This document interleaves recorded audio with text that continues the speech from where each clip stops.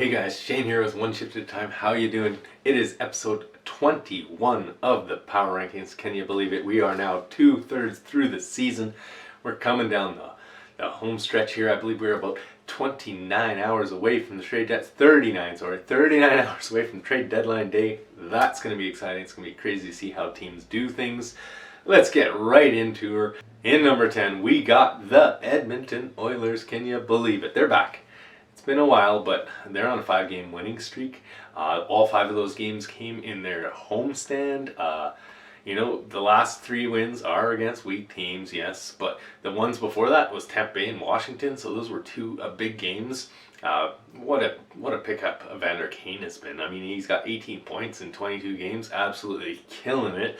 And Koskinen, he's picked it up. He's playing way better. He's stolen that net from Mike Smith. Mike Smith is clearly a backup if it's not Skinner.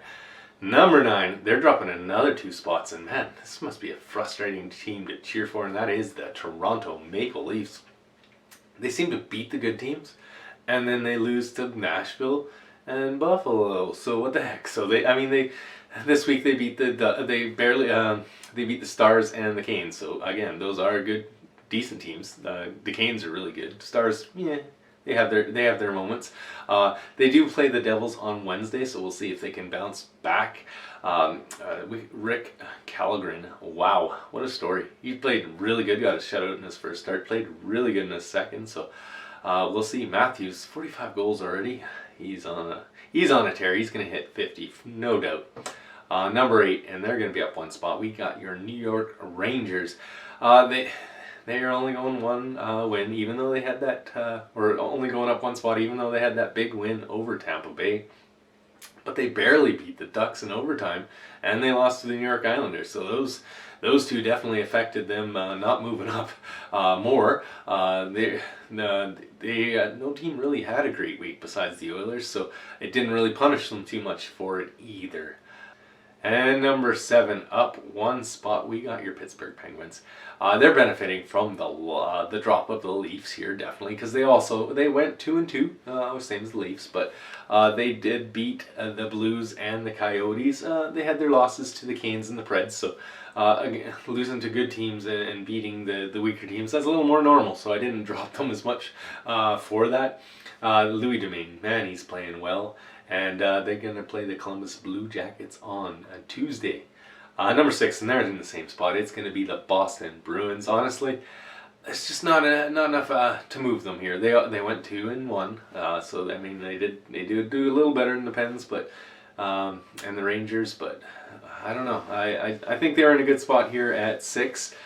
They did have wins over the Blue Jackets and the Jets, but they did lose, as I said, to the Wild. They do play the Montreal Canadiens on Monday. That's an up and down game, because the Canadiens have their games where they're playing really good lately, and then they have their games where they don't.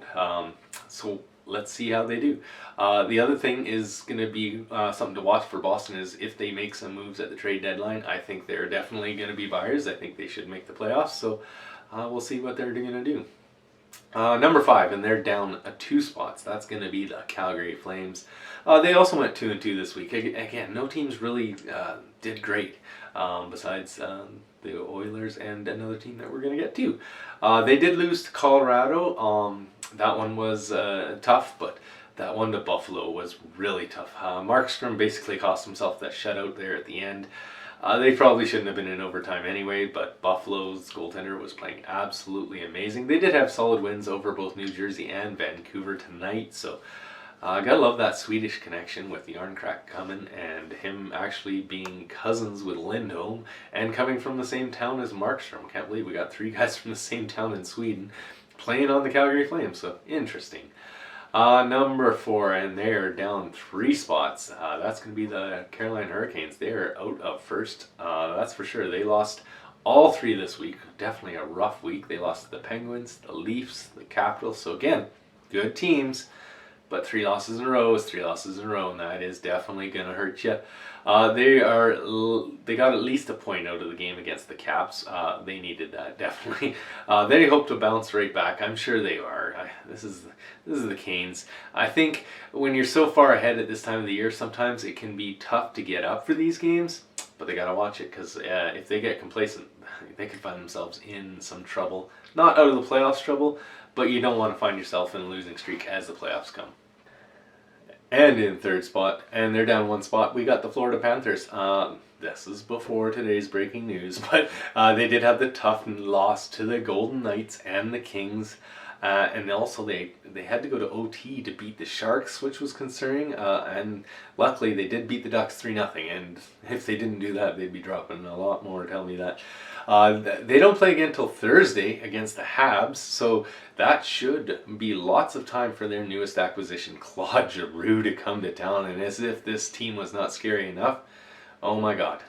Apparently, this is the only destination Claude Giroux was even considering. I guess it was reported originally that this was the only team that made an offer, but now it sounds like it's come out that Claude Giroux said, no, that's where my family's going. We're going to Florida. I either need to be on Tampa or Florida, and Florida's the only one that made an offer. So that's what I hear anyway. Number 2, and they're up 2 spots, and that is the other team in Florida, the Tampa Bay Lightning. They had a tough battle tonight against a solid Rangers squad, and they did drop that one 2-1. They did have 2 wins before that, though, over the Kraken and the Canucks, and the Canucks have been hit or miss lately. They were playing really good, actually, up until that game against the Lightning, so they're looking to three-peat, honestly. They're looking so good. Do they make many moves at the trade deadline? This is another team to watch. They already have a really solid team. If they add more to this team, it's just going to be scary. They got Carolina on Tuesday. And number 1, they're back. They took 2 weeks off, but here they are. The Colorado Avalanche are back on top. Your number 1 team on my power rankings. You'll let me know in the comments below, of course, your rankings. They had big win over the Flames at the beginning of the week. That was a 3-0 win. They had to have that after the OT loss to them earlier. Then they followed it up with 2 more solid wins over LA and San Jose. They outscored those 3 opponents 11-3 over that stretch. I mean, that is what the Colorado Avalanche were doing earlier in this year. And it seems like they're back at it again. This is the scary team. I know I've heard a lot of Colorado fans that do not want them to win the President's Trophy. They don't want that curse, but I don't know. It's going to be hard for them not to win it the way they're playing. Again, let me know yours in the comments below. Let me know how you like this new setup. I tried some new things. Thanks, Tristan. I really do appreciate it. He's a new subscriber and a guy at work that's gave me some new advice. Hopefully it's working out. And yeah, let me know if you enjoy it. If you do like this video, hit that like button. Consider subscribing if you're not already. Share this thing around. And as always, we'll see you guys in the next episode.